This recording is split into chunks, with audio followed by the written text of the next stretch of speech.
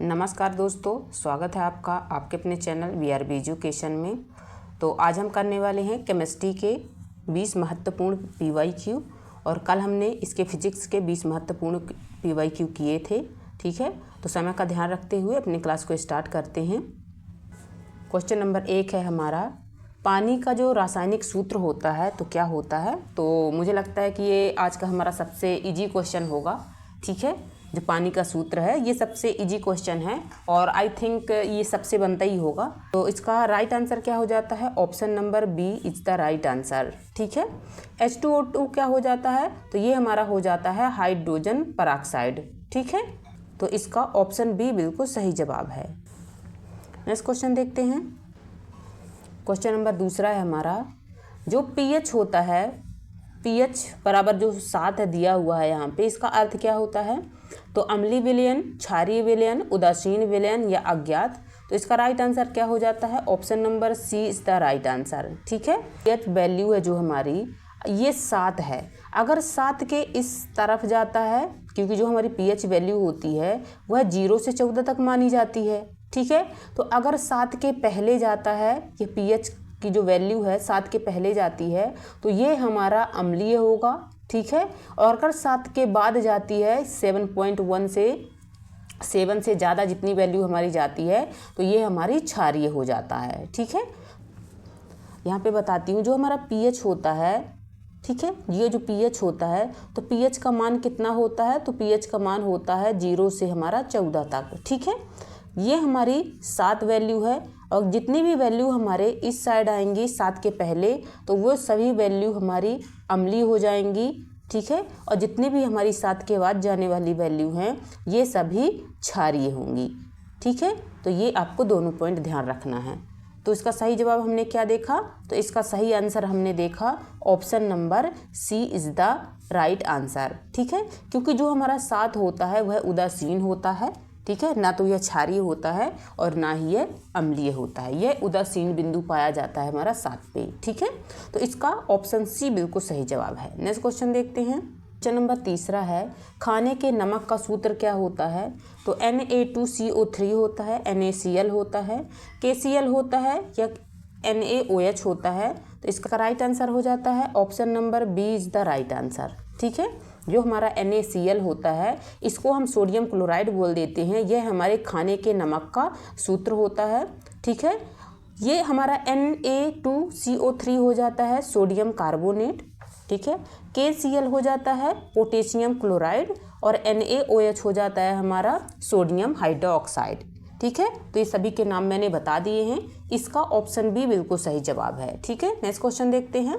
अगर आप नोट कर रहे हैं तो बहुत अच्छी बात है, सारे फॉर्मूले के आप नोट करते चलिए, आपको आगे चल के रिवीजन में बहुत लाभ होगा। ठीक है, क्वेश्चन नंबर 4 है, अम्ल का जो स्वाद होता है वह कैसा होता है। मैंने अभी pH वैल्यू में आपको बता ही दिया था कि जो हमारा अम्लीय होता है, ठीक है, pH वैल्यू में मैंने बताया था कि 0 से लेकर के जो 14 तक की जो वैल्यू होती है तो यहाँ पे हमारी 7 पाई जाती है। इस 7 के जितने भी पहले आएंगे तो वो हमारे सभी अम्लीय हो जाएंगे। ठीक है, तो अम्लीय आपको समझ में आ गया। अब जो अम्ल का स्वाद होता है वह कैसा होता है, तो वह हमारा मीठा होता है, खट्टा होता है, कड़वा होता है, नमकीन होता है।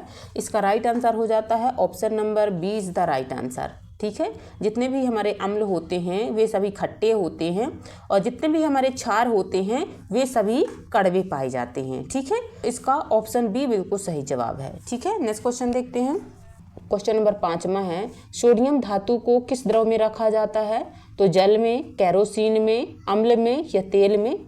इसका राइट आंसर हो जाता है option number B is the right answer. ठीक है, जो हमारी सोडियम धातु होती है, सोडियम धातु को हमेशा मिट्टी के तेल में रखा जाता है, यानी केरोसिन में रखा जाता है।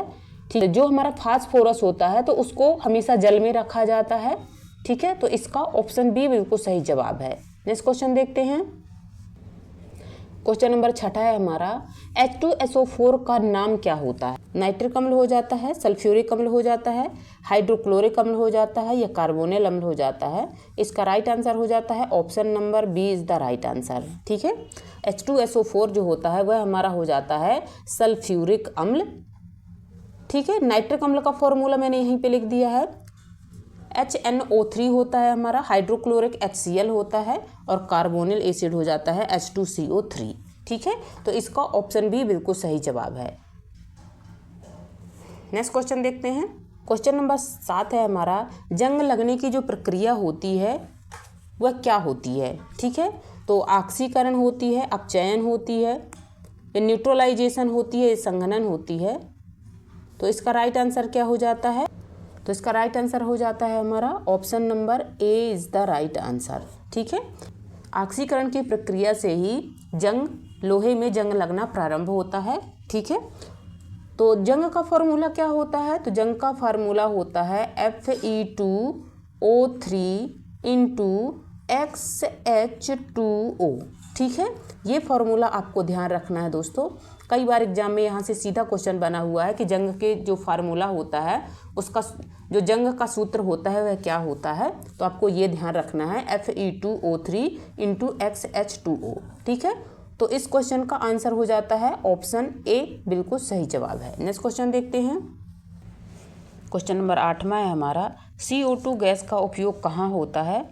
तो सांस लेने में, अग्निशमन यंत्रों में, गुब्बारे में भरने में या पेट्रोल में। इसका राइट आंसर हो जाता है option number B is the right answer. ठीक है, जो हमारी CO2 गैस होती है वह अग्निशमन यंत्रों में उपयोग किया जाता है, और जो हमारी सांस लेने में तो वह ऑक्सीजन गैस का उपयोग किया जाता है, और गुब्बारे में भरने के लिए हीलियम गैस का उपयोग किया जाता है। ठीक है, तो ये पॉइंट आपको ध्यान रख लेना है, एक्स्ट्रा पॉइंट मैंने बताए। इसका ऑप्शन बी बिल्कुल सही जवाब है। नेक्स्ट क्वेश्चन देखते हैं। क्वेश्चन नंबर 9 है, मीथेन का रासायनिक सूत्र क्या होता है? तो CH2 होता है, CH4 होता है, C2H6 होता है या CO2 होता है। तो इसका राइट आंसर हो जाता है हमारा option number B is the right answer. ठीक है, जो मीथेन होता है, मीथेन का रासायनिक सूत्र होता है हमारा CH4। ठीक है, और जो हमारा ये फॉर्मूला आया है मीथेन का CH4, ये कहाँ से आया हुआ है? तो हमारा मीथेन का फॉर्मूला यहाँ से आया हुआ है। तो जो हमारा हो जाता है CnH2n+2।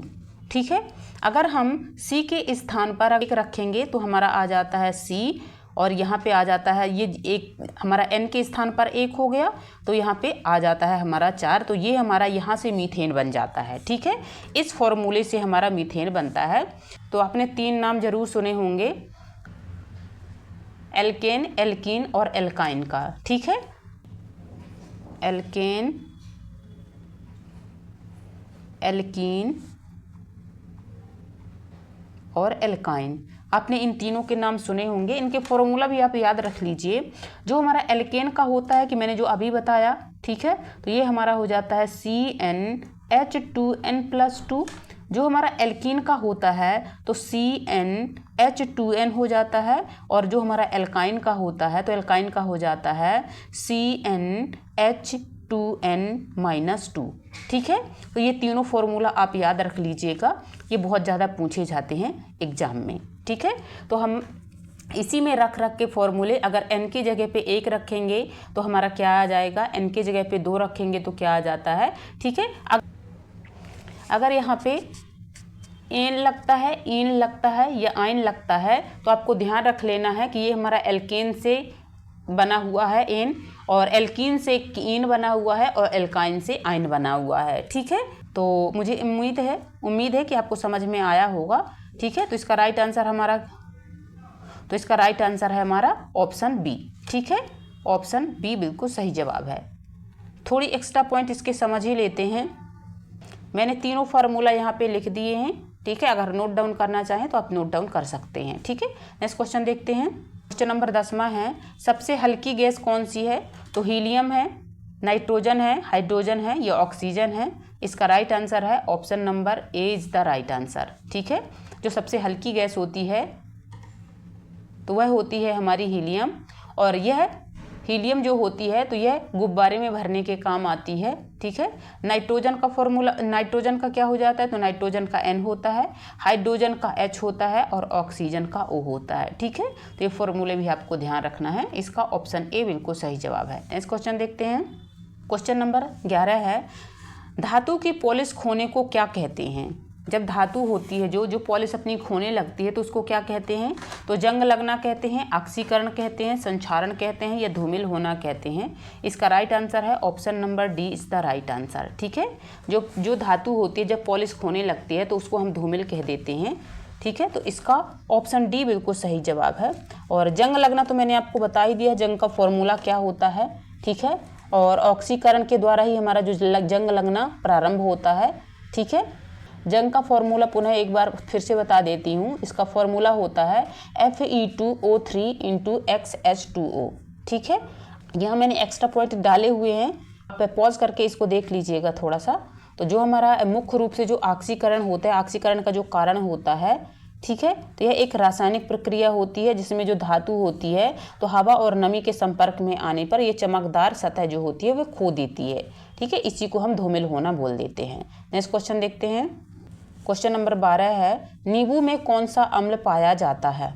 तो स्कॉर्बिक एसिड पाया जाता है, साइट्रिक एसिड पाया जाता है, सल्फ्यूरिक एसिड पाया जाता है या नाइट्रिक एसिड पाया जाता है। इसका राइट आंसर है option number B is the right answer. ठीक है, जो नींबू, संतरे, अंगूर में पाया जाने वाला जो अम्ल होता है वह हमारा साइट्रिक अम्ल होता है, और जितने भी हमारे खट्टे फल होते हैं सभी में साइट्रिक अम्ल पाया जाता है। ठीक है, इसका ऑप्शन बी बिल्कुल सही जवाब है। नेक्स्ट क्वेश्चन देखते हैं।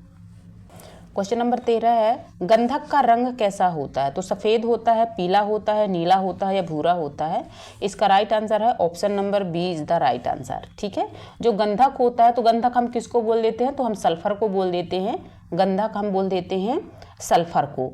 ठीक है, जो हमारा सल्फर होता है वह पीले कलर का होता है। इसका ऑप्शन बी बिल्कुल सही जवाब है। नेक्स्ट क्वेश्चन देखते हैं। क्वेश्चन नंबर 14 है, शुष्क बर्फ क्या है? ठीक है, जो शुष्क बर्फ होती है जिसको ड्राई आइस कहते हैं वह क्या होती है? तो ठोस कार्बन डाइऑक्साइड होती है, ठोस अमोनिया होती है, ठोस ऑक्सीजन होती है या ठोस मीथेन होती है? तो इसका राइट आंसर हो जाता है ऑप्शन नंबर ए बिल्कुल सही जवाब है। ठीक है, जो हमारा कार्बन डाइऑक्साइड होती है यह हमारी शुष्क बर्फ कहलाती है, तो इसका ऑप्शन ए बिल्कुल सही जवाब है। ठीक है, नेक्स्ट क्वेश्चन देखते हैं। क्वेश्चन नंबर 15 है, अमोनिया गैस का सूत्र क्या होता है? तो अमोनिया का फार्मूला होता है NH3NH4NO2 या N2O। इसका राइट आंसर हो जाता है option number A is the right answer. ठीक है, NH3 जो होता है वह हमारे अमोनिया का फॉर्मूला हो जाता है, और जो NH4 होता है यह अमोनियम आयन हो जाता है। ठीक है, और ये हमारा हो जाता है नाइट्रोजन डाइऑक्साइड हो जाता है, और ये हमारा हो जाता है नाइट्रस ऑक्साइड। ठीक है, तो ये सभी आपको पॉइंट ध्यान रख लेना है। इसका ऑप्शन ए बिल्कुल सही जवाब है। नेक्स्ट क्वेश्चन देखते हैं। क्वेश्चन नंबर 16 है, किस तत्व का परमाणु क्रमांक 6 होता है? तो ऑक्सीजन का होता है, कार्बन का होता है, नाइट्रोजन का होता है या हाइड्रोजन का होता है? इसका राइट आंसर है option number B is the right answer. ठीक है, जो हमारा कार्बन होता है तो कार्बन का परमाणु क्रमांक 6 होता है। ठीक है, ऑक्सीजन का कितना होता है? तो ऑक्सीजन का 8 होता है। नाइट्रोजन का हमारा कितना होता है? तो हाइड्रोजन का हमारा 1 हो जाता है। ठीक है, नाइट्रोजन का 7 हो जाता है। ठीक है, तो इसका ऑप्शन बी बिल्कुल सही जवाब है। नेक्स्ट क्वेश्चन देखते हैं। क्वेश्चन नंबर 17 है, किसे रासायनिक अभिक्रिया में उत्प्रेरक कहा जाता है? तो वह पदार्थ जो अभिक्रिया की गति को बढ़ाता है, वह पदार्थ जो अभिक्रिया में भाग नहीं लेता है, वह पदार्थ जो अभिक्रिया के बाद समाप्त हो जाती है, या उपर्युक्त सभी? तो इसका राइट आंसर क्या है? तो इसका राइट आंसर हो जाता है option number A is the right answer. ठीक है, जो हमारे उत्प्रेरक होते हैं तो यह किसी भी अभिक्रिया में भाग नहीं लेते हैं, बल्कि यह अभिक्रिया की जो गति होती है उसको बढ़ाने का कार्य करते हैं। ठीक है, तो इसका ऑप्शन ए बिल्कुल सही जवाब है। नेक्स्ट क्वेश्चन देखते हैं। क्वेश्चन नंबर 18 है, किसे रासायनिक बंध कहा जाता है? परमाणुओं के बीच आकर्षण बल, परमाणुओं के बीच विकर्षण बल, परमाणुओं के बीच गुरुत्वाकर्षण बल या उपर्युक्त सभी? इसका राइट आंसर है option number A is the right answer. ठीक है, जब परमाणुओं के बीच में आकर्षण बल होता है तो हम उसको रासायनिक बंध बोल देते हैं। इसका ऑप्शन ए बिल्कुल सही जवाब है। नेक्स्ट क्वेश्चन देखते हैं। क्वेश्चन नंबर 19 है, न्यूक्लियस किसे कहा जाता है? ठीक है, अगर आपने हमारा बायोलॉजी वाले देखा है सेल वाला वीडियो तो उसमें मैंने बहुत अच्छे से बताया है कि जो हमारा न्यूक्लियस यानी जो हमारा केंद्रक होता है वह क्या होता है। ठीक है, तो जो केंद्रक होता है वह क्या कहलाता है, तो कोशिका का बाहरी आवरण, कोशिका का केंद्रीय भाग, कोशिका का ऊर्जा सेंटर, यह हमारा उपर्युक्त सभी हो जाता है। तो इसका राइट आंसर हो जाता है option number B is the right answer. ठीक है, जो हमारा न्यूक्लियस होता है वह कोशिका का केंद्रीय भाग होता है, उसको हम न्यूक्लियस बोल देते हैं। इसका ऑप्शन बी बिल्कुल सही जवाब है।